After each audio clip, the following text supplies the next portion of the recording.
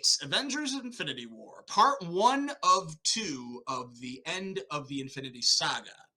Now, we have basically all the Avengers, almost all the Avengers, right? We're missing only a handful in this film compared to Endgame. And there is only one war scene, but it's at the very end. However, we get some cool shit. We got a crazy-ass ending.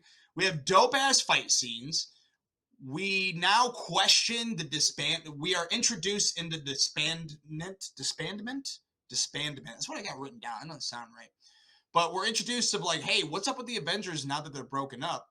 We have a true Thanos intro of what's going on. And he's a decent villain too.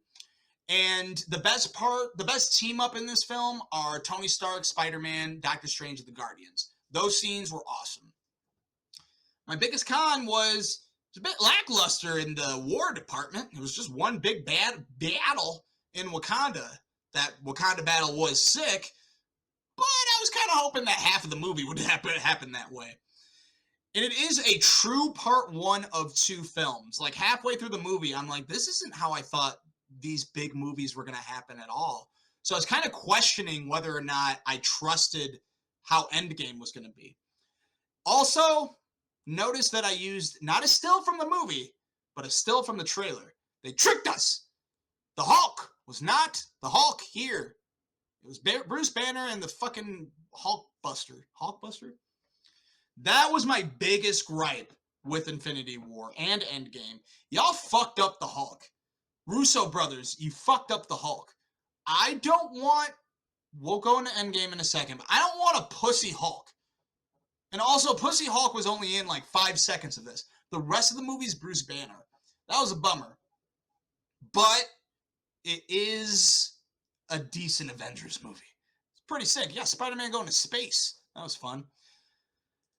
Number 7, Doctor Strange. Trippy-ass movie. Benedict Cumberbatch is super, very Tony Stark, but still super fun. Very, very, very trippy. Scott Derrickson did this. He is a horror guy who definitely brought a lot of horror into this film. He did Sinister, Black Phone. He recently did The Gorge.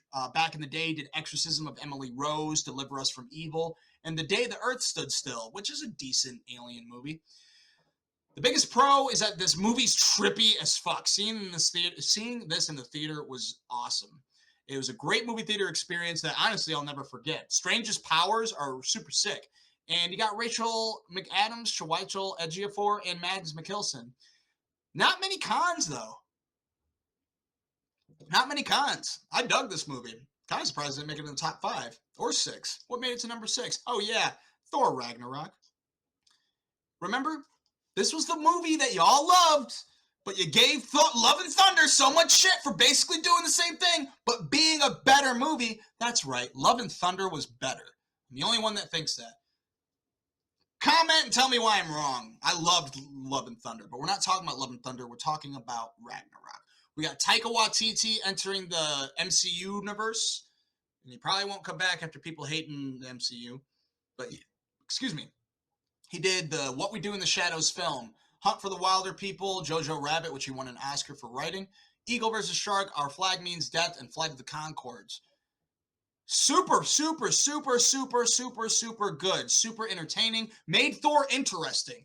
No one loved Thor. Women loved Chris Hemsworth. No one loved Thor. People loved Mjolnir, but people didn't love the Thor movies. Now we have Thor being fun. It worked. I loved it. I thought it was hilarious, fun. We have surprisingly sexy Cate Blanchett as Hela, who's a decent villain. We got the Hulk. We got Bruce Banner. We have Jeff Goldblum. We got Tessa Thompson's Valkyrie. It was sick. Good haircut, too. My biggest con is Carl Urban from The Boys is in this, and he's obviously just a device character. You're like, who is this guy? Why are we spending so much time with him?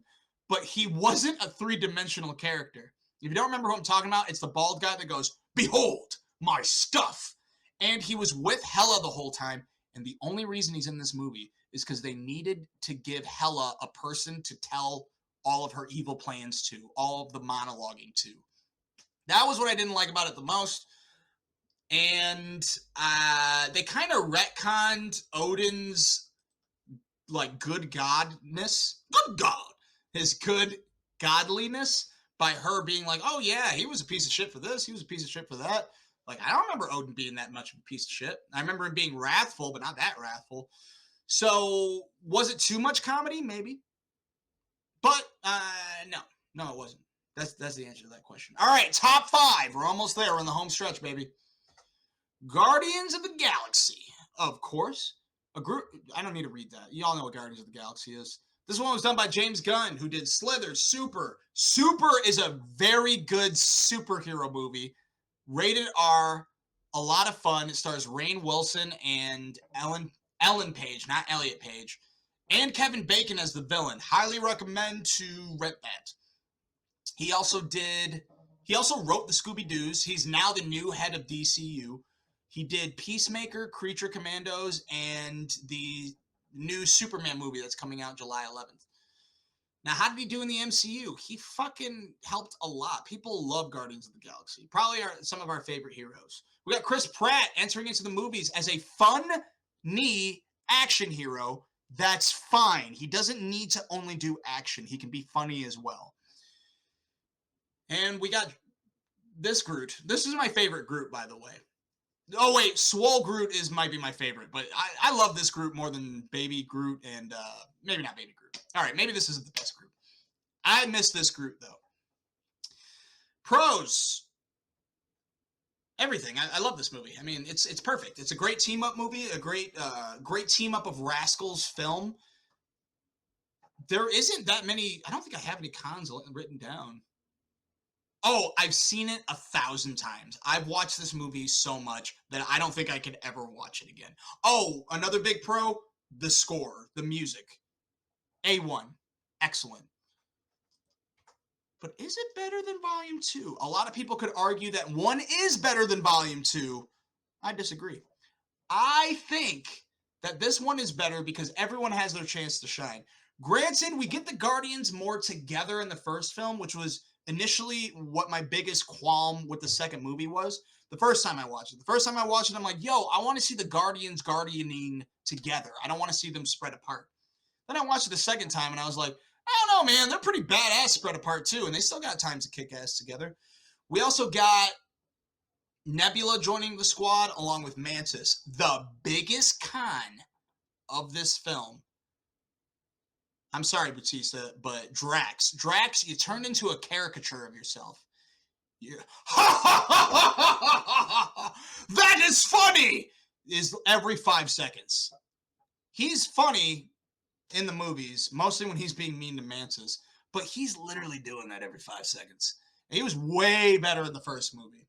I liked the scary Drax. Now he's just like, I don't know. I get that he's trying to be more representative of different kids. I think specifically those that are on the spectrum, which you can still do that, but he's too fun. Like, yo, it's Drax the Destroyer, not Drax the Ha-har. Clip that. Excellent improv, me. Don't clip that. That was terrible. All right, top 3, baby. What do you think it's going to be? Well, dude, if you can deduce correctly, you'll know that number 3 is Iron Man.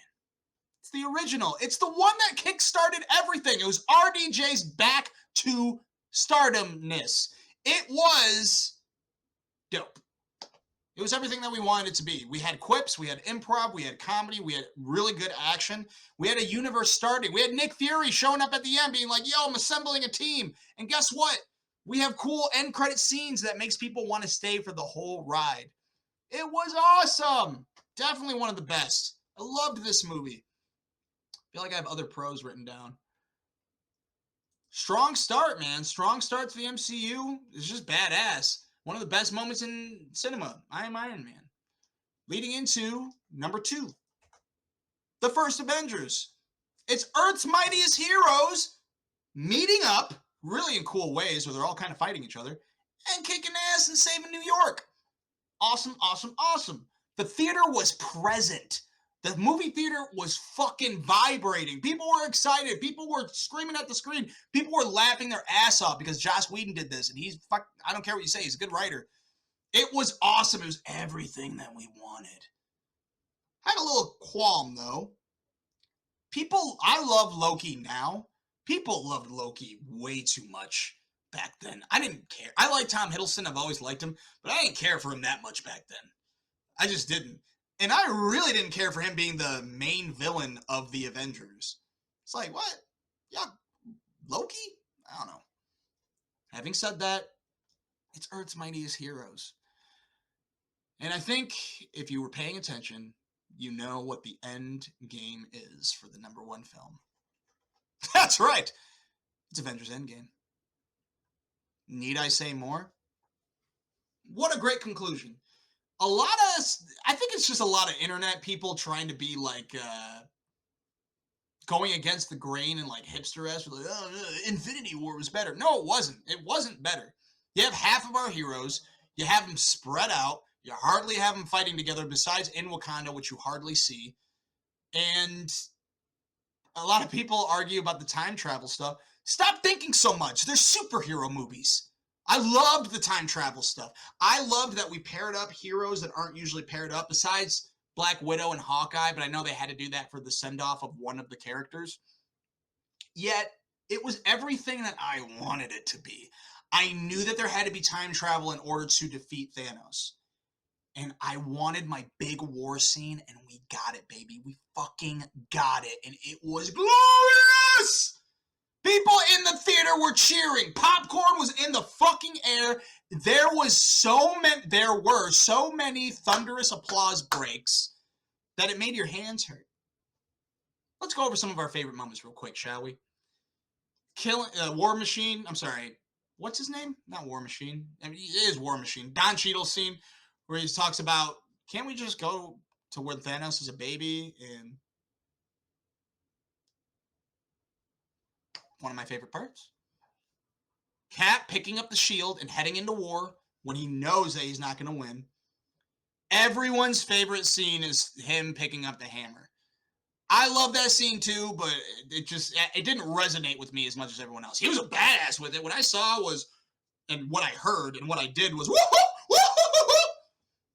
But him strapping that fucking shield on after his ass is already kicked, after all the heroes look like they're down and out against a literal army filled with people, ready to go in by himself. And what do we hear? On your left, all of our heroes show up. And then we do that big, far away long shot. And we get closer and closer and closer. We see all the heroes flying in. We see Thor show back up and get his hammer back. And we get right close up to... Oh, wait, no, I'm sorry. He got his axe. And then fucking Cap goes, Avengers! Assemble. Ah! The whole theater did their war cry. It was the war cry. It was the assembly of the century. It was probably the best movie theater moment ever. What was better than that? Let me know, chat.